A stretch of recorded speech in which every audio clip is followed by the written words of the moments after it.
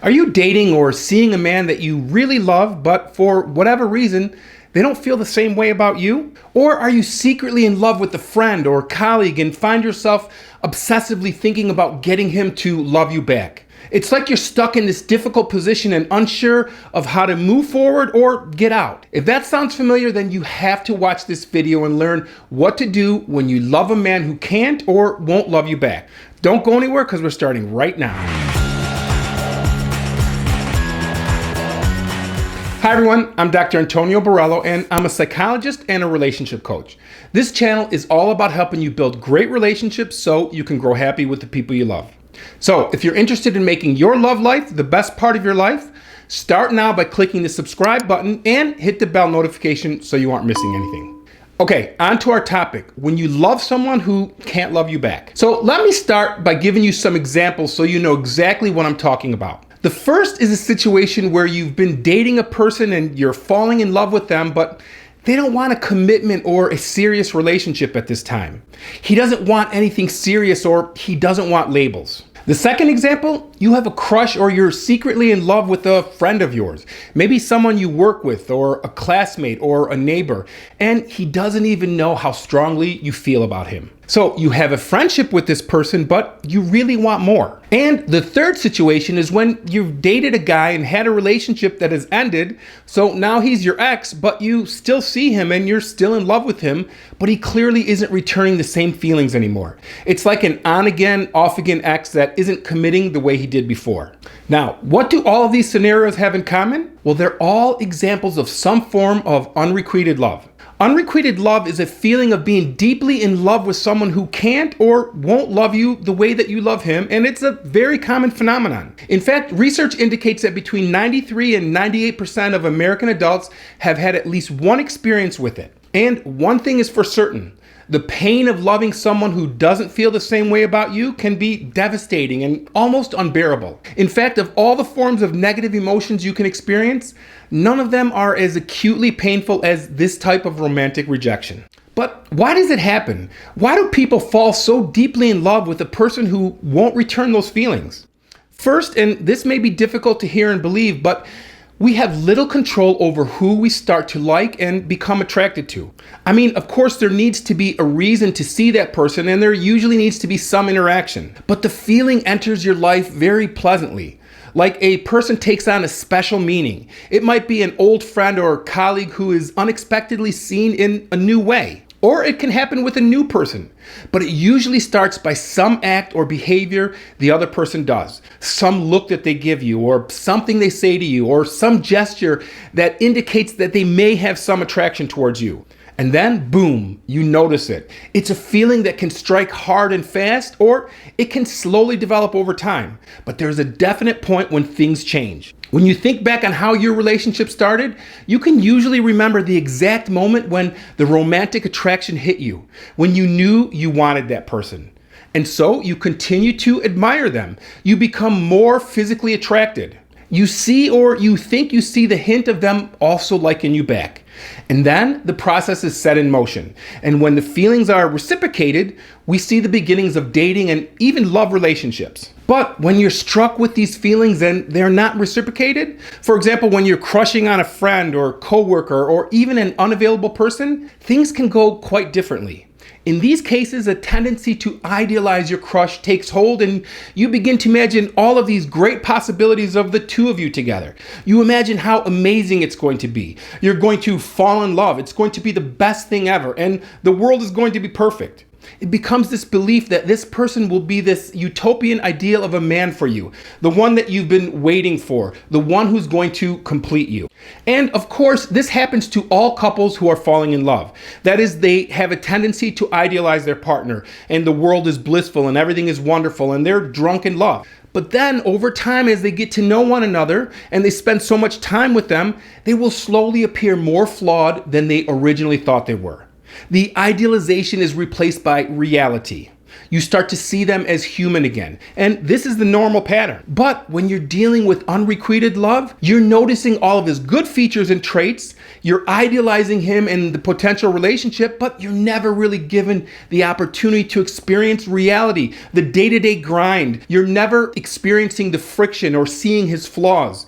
And that allows your crush to appear perfect and to remain perfect. But it's simply not reality, and thus the idealization continues. The second reason people fall for an unavailable person has to do with the perceived probability of the relationship. We feel unrequited love because we think an actual relationship might be possible, although it's not for sure.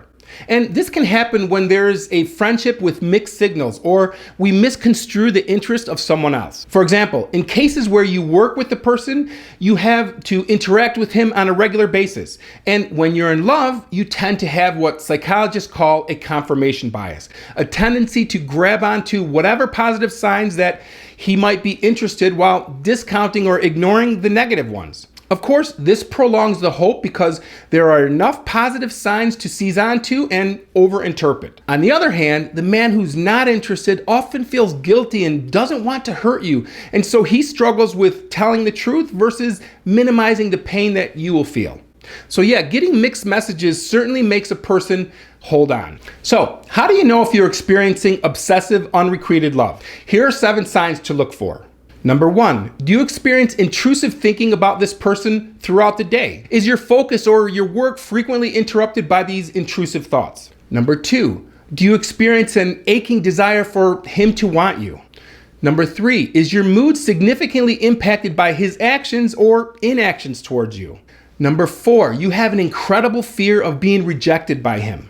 Number 5, you have a tendency to interpret his neutral behaviors as having a hidden passionate meaning. Number 6, you have a tendency to emphasize and exaggerate what is truly remarkable about him while avoiding dwelling on the negative. And number 7, you have more conversations with him in your head than in real life. So yeah, if you're experiencing more than a few of these signs, you're probably dealing with obsessive unrequited love. And if that's the case, know that you're not alone. Most of us have experienced the pain of loving someone who doesn't love you. I certainly have, and in my years of work as a psychologist and a marriage counselor, I'd say that dealing with unrequited love is one of the most common reasons people begin therapy and working with a psychologist. Romantic rejection is just so painful and difficult to deal with. So, how do you go about turning things around or moving on? Well, first, I'm going to talk about situations where you may be in love with a friend who probably doesn't know the extent of your feelings towards them. Then we're going to talk about other situations where one person doesn't want a relationship, or friends with benefits and lingering relationships with an on-again, off-again ex. So first, should you tell your friend or colleague or coworker your true feelings for him? If you're dealing with a romantic obsession with a friend or colleague, you cannot continue to experience these feelings indefinitely. It either has to become a reciprocated relationship or the unrequited love has to stop. You just can't go on this way.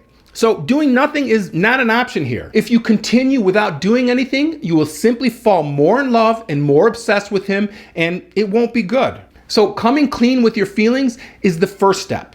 Make the decision to have the talk.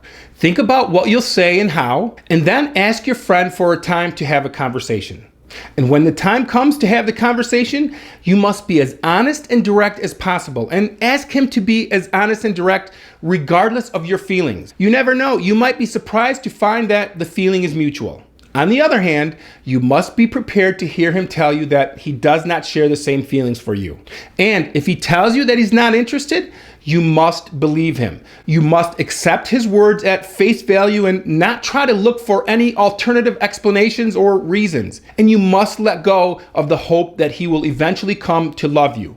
You must let that go and focus on getting past this. Believe me, your friend does not want to hurt you, and it's not easy for him to tell you that he's not interested. So when he does, you've got to accept it.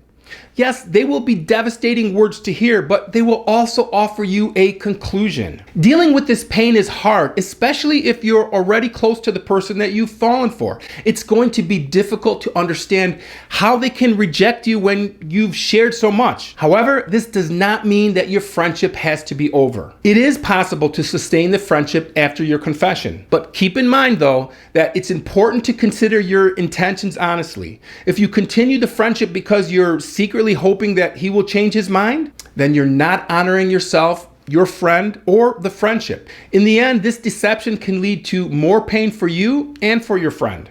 So, how do you deal with the pain of the rejection while still remaining friends? First, it's important to understand your feelings are normal. It's normal to grieve and to feel hurt and sad and confused and angry. But it's also important not to direct those feelings at your friend. Trust me, if he's your friend, he doesn't want to be the cause of your pain. Provided that he didn't lie to you or purposefully lead you on, he's simply being honest about his feelings just as you were with yours. He can't help having platonic affection for you just as you can't help having romantic affection for him. You're both going to struggle to deal with the situation. Yet, your friendship can recover if the situation is addressed with care and maturity. And you'll probably experience some awkwardness or feel slightly different. You might experience some weird interactions or occasionally feel embarrassed around each other. This isn't necessarily anyone's fault and can happen even if you both truly want to remain friends. It may simply indicate you both need time to recover. And lastly, it may feel more natural to completely avoid your friend, but according to research studies on this topic, friends who continue to talk and see each other are more likely to remain friends than those who stay away from each other. This isn't to say that you shouldn't give yourself some space. Even if you don't feel you need it, it can be helpful to take some time away for healing. Now, what about situations where you're in love with a man who doesn't want a commitment, or you're involved in a friends with benefits situation and you want more? These are the situations where one person doesn't want anything serious but still wants all the benefits of a relationship. And these may be the most difficult of all situations because you're acting like a couple, yet you're never really sure where you stand. And when you get stuck in this kind of gray area relationship a little too long, it might mean that you're wasting your time on a man who will never commit to you. And the longer you stay in this situation, the more attached you become and the harder it is to get out without a broken heart. I've made a video on how to handle these types of unrequited love situations and get into the fulfilling relationship you want. You can click here to watch that video now, or click here to watch the video that YouTube thinks you'll like. And this video has been a bit different from my usual style, so give it a thumbs up to let me know if you like this topic. And leave a comment and let me know if I should do some live question and answer videos.